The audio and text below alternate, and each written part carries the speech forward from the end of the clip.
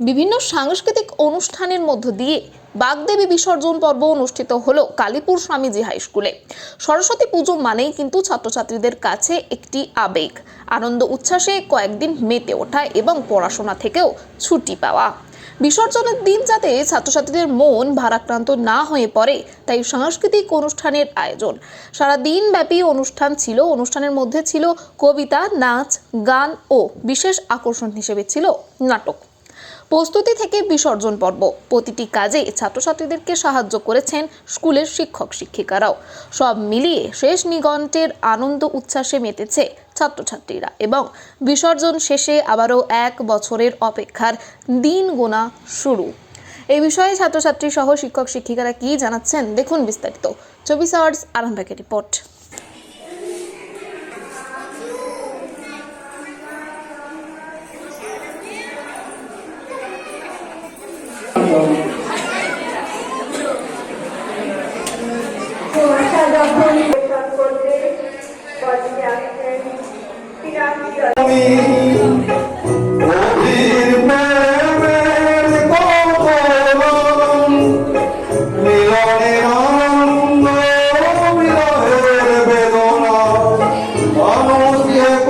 অনুষ্ঠানটা স্যারেরা আয়োজন করেছে প্রত্যেক বছরের মতনই। এবছরও এখানে সারাদিন ধরে অনুষ্ঠানটা চলছে এবং বিসর্জন শেষে হবে, তারপর শেষ হবে। কি কি অনুষ্ঠান থাকছে এখানে যা স্কুলের ছাত্রছাত্রীরা যা যেমন যেটা পারছে সে সেটাই করছে। যে নাচতে ভালো পারে সে নাচ করছে, যে আবৃত্তি করছে কেউ।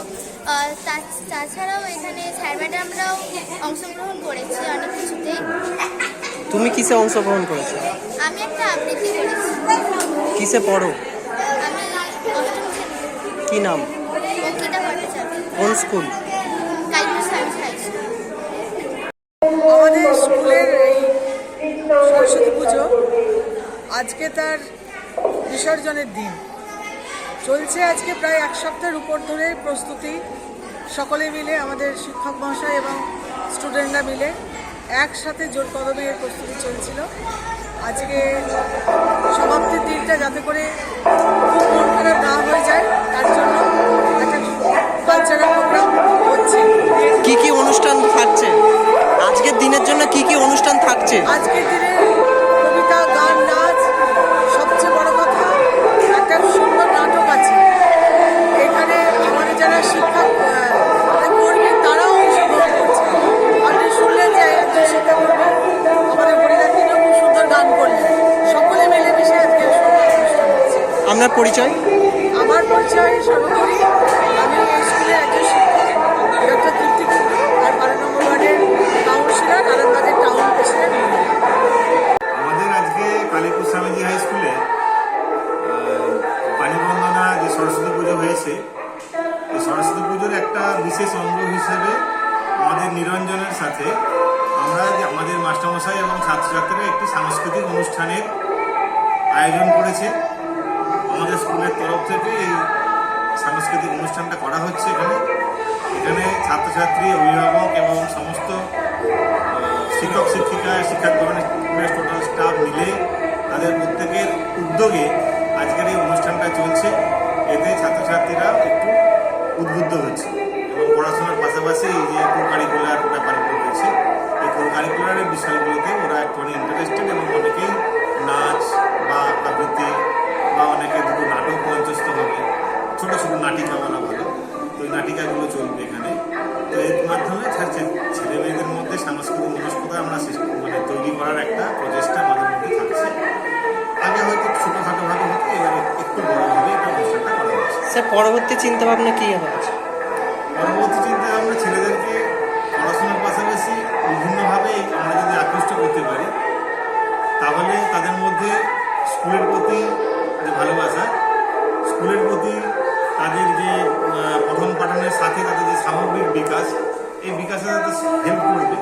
সেই জন্য আমরা পরবর্তীকালে যদি আরও করতে পারি বছরে অন্যভাবে বা অন্য আঙ্গিকে যদি অনুষ্ঠানটা করা যায়, সেটা আমাদের চিন্তাভাবনা রয়েছে। শুধু সাংস্কৃতিক অনুষ্ঠান নয়, এছাড়াও অন্যান্য বিষয়ে আমাদের চিন্তাভাবনা চলছে। যেমন একটা বিষয় বলি যে বাচ্চাদের যে মেয়েদের ক্ষেত্রে যে আর্লি ম্যারেজ হয়, এবং এ নিয়েও একটা প্রোগ্রাম করার আমরা ইচ্ছা আছে। স্যার বর্তমানে ছাত্রছাত্রীর সংখ্যা কত? আমাদের এখানে স্কুলটাতে দীর্ঘদিন ধরে স্টুডেন্টের সংখ্যাটা একটু কম। আমরা মোটামুটি 300 মতো স্টুডেন্ট আমাদের এখানে পড়াশোনা করে। আপনার পরিচয়? আপনার আমি পরিচয়? প্রধান শিক্ষক কালীপুর স্বামীজি হাই স্কুল। সন্তানের পরে মন বসছে না, প্রচুর পরিশ্রম করেও আপনি আশানুরূপ পারিশ্রমিক পাচ্ছেন না, যার ফলে আর্থিক সংকট আপনার জীবনে দুঃখ এবং চাপের ছায়া ফেলেছে। দেনার ভারে জর্জরিত স্বামী স্ত্রীর মধ্যে প্রতিনিয়ত ভুল বোঝাবুঝি বেড়েই চলেছে। নতুন বাড়ি কিনেছেন, কিন্তু সেই স্বপ্নের বাড়িটা যেন আরও দুর্ভোগ নিয়ে এসছে আপনার জীবনে। আপনি ভাবছেন সস্তায় পাওয়া বাড়িটা নেওয়াটাই কি সঠিক সিদ্ধান্ত ছিল? এমনই সব দ্বিধাদ্বন্দ্ব এবং জীবনের কঠিন মুহূর্তে আপনাকে সঠিক পথে পরিচালিত করবেন আন্তর্জাতিক খ্যাতিসম্পন্ন স্বর্ণপদক ও স্বর্ণ মুকুটপ্রাপ্ত ডক্টর অজয় শাস্ত্রী। তিনি শুধু আপনাকে পথই দেখাবেন না, আপনার জীবনে সত্যিকারের সুখ, শান্তি, ঐশ্বর্য, অর্থ যেন সঠিক সময় আপনার কাছে পৌঁছে দেয় সেই দায়িত্বও নেবেন। তাঁর অভিজ্ঞতা এবং জ্ঞানের আলোতে আপনার জীবন হয়ে উঠতে পারে নিরুদ্বেগ ও সমৃদ্ধির পথে ধাবমান। তাই আর দেরি নয়, স্ক্রিনে দেওয়া নাম্বারে এখনই ফোন করে ডক্টর অজয় শাস্ত্রীর সাথে যোগাযোগ করুন। কে জানেন, হয়তো একটিমাত্র ফোনই আপনার জীবনকে বদলে দিতে পারে।